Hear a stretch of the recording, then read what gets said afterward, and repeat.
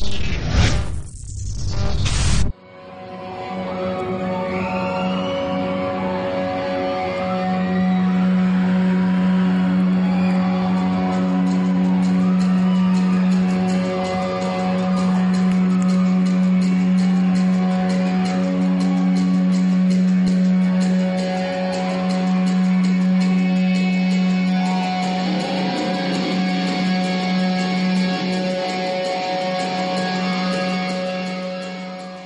original title is Dancing for the Death of an Imaginary Enemy. A couple of different things that meant. The beats on the record are a bit more moving and up-tempo kind of thing, and that came from me and some of the other guys just out dancing every night.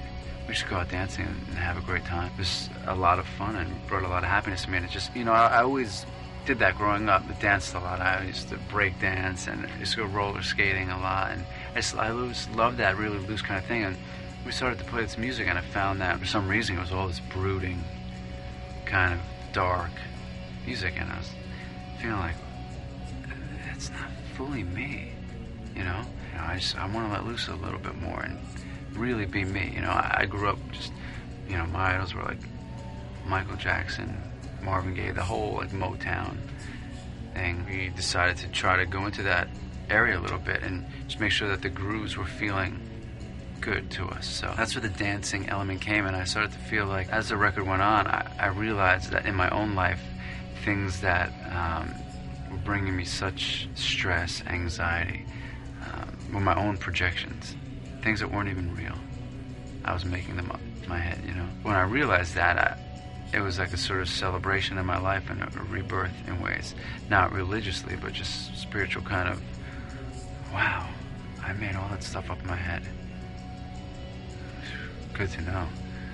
It was a moment where I felt like I have absolutely no control over so many things that I tried to control. I just felt so enlightened and lifted up when I let go of control. I gained so much by doing that.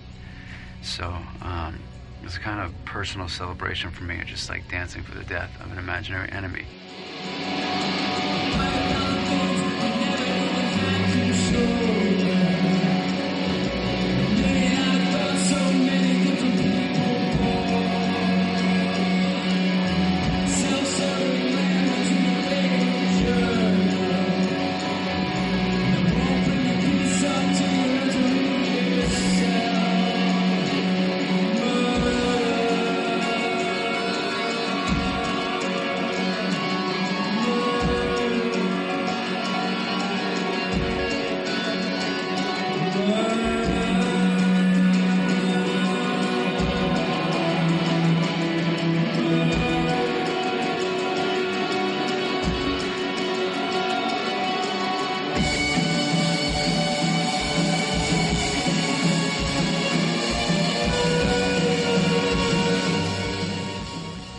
Two other meanings that all tie in, which usually with my songs, it's not just about like one thing. I usually try to find some other layers that you can peel back. So the second one would be the more obvious one, just where the world is at right now with the fighting and everything, and this big question of why we're fighting still. You see, the world is just like losing hope. You know, it's just this feeling out there like, why are we doing this? And really feeling like we didn't even have a voice in this world anymore. So that was the political aspect of it, and losing all hope is not the way to change things, you know.